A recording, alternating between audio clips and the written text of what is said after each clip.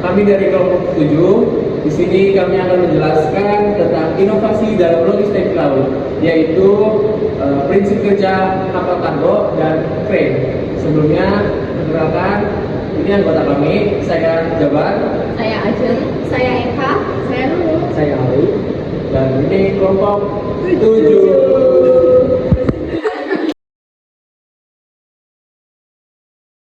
Mengapa ya kapal tidak tenggelam?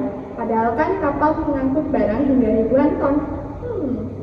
Nah, kapal adalah kendaraan air yang mengangkut penumpang dan barang. Kapal dapat memiliki berat puluhan ribu ton, apalagi yang menggunakan baja. Baja jauh lebih padat daripada air, namun kapal baja tetap mengapung. Mengapa hal itu bisa terjadi? Nah, hal tersebut dipengaruhi oleh massa jenis. Ketika benda tersebut mengapung, maka massa jenis benda tersebut lebih kecil dari massa jenis air laut. Massa jenis dipengaruhi oleh massa dan volume, sehingga ketika massa semakin ringan dan volume semakin besar, maka massa jenis akan semakin kecil. Jadi, supaya kapal tidak tenggelam ketika mengangkut barang, adalah dengan meningkatkan volumenya sehingga massa jenis kapal lebih kecil dari massa jenis air laut yang membuat kapal menjadi mengapung. Hal ini sesuai dengan konsep fisika yaitu penerapan hukum Archimedes. Pada kapal kargo, momen inersia memainkan peran penting dalam stabilitas dan manuver. Kira-kira gimana ya peran momen inersia pada kapal kargo dan bagaimana penerapannya? Momen inersia menggambarkan bagaimana massa kapal terdistribusi terhadap sumber rotasinya. Dalam konteks kapal, ini terkait dengan gerakan seperti rolling, pitching, dan yawing. Rolling terjadi ketika kapal miring dari sisi ke sisi. Pitching saat kapal mengayun ke depan dan ke belakang. Sedangkan yawing adalah perputaran horizontal. Faktor utama yang mempengaruhi momen inersia kapal adalah distribusi muatan dan dimensi kapal. Massa muatan yang tidak merata dapat mengurangi stabilitas, sedangkan desain kapal menentukan bagaimana berat kapal tersebar. Kapal yang dirancang dengan momen inersia optimal akan memiliki periode osilasi yang lebih panjang dan menciptakan stabilitas yang lebih baik di laut. Untuk meningkatkan stabilitas muatan, perlu diatur sedemikian rupa sehingga menurunkan pusat gravitasi kapal. Selain itu, perhitungan momen inersia membantu dalam merancang kapal yang mampu bertahan di berbagai kondisi laut dan menjadikan operasi kargo lebih aman dan efisien. Setelah tadi dijelaskan tentang cara mengapung kapal dan cara kapal seimbang, di sini saya akan menjelaskan bagaimana cara kapal itu bergerak. Simak videonya. Sebelum kita masuk ke pembahasan, kita cari tahu dulu hukum 3 Newton, yaitu hukum aksi reaksi. Dalam bunyinya yaitu untuk setiap aksi selalu ada reaksi yang sama besar dan berlawanan. Dinotasikan dalam F aksi sama dengan min F reaksi.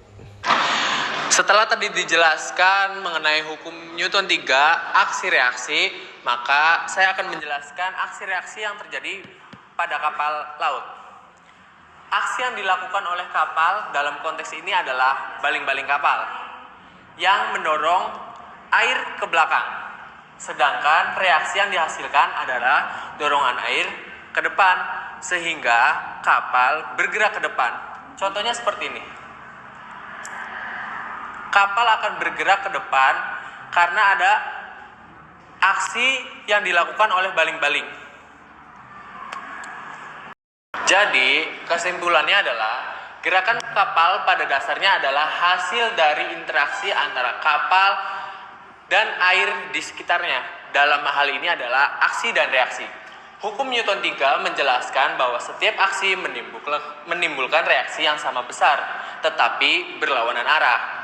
Dalam konteks ini adalah aksi mendorong air ke belakang oleh baling-baling yang menghasilkan reaksi berupa dorongan air ke depan yang mendorong kapal bergerak ke depan.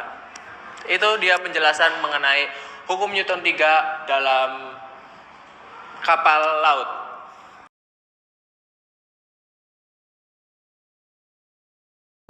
Kenapa ya kontainer tidak jatuh saat diangkat kren?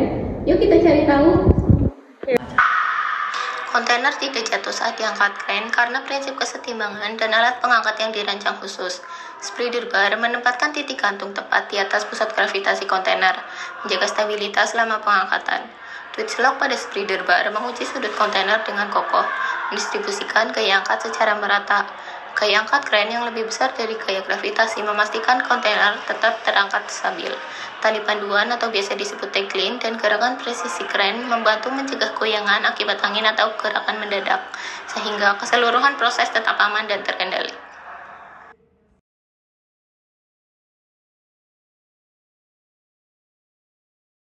Bagaimana sih cara kerjanya crane? Dan seberapa penting sih kontrol?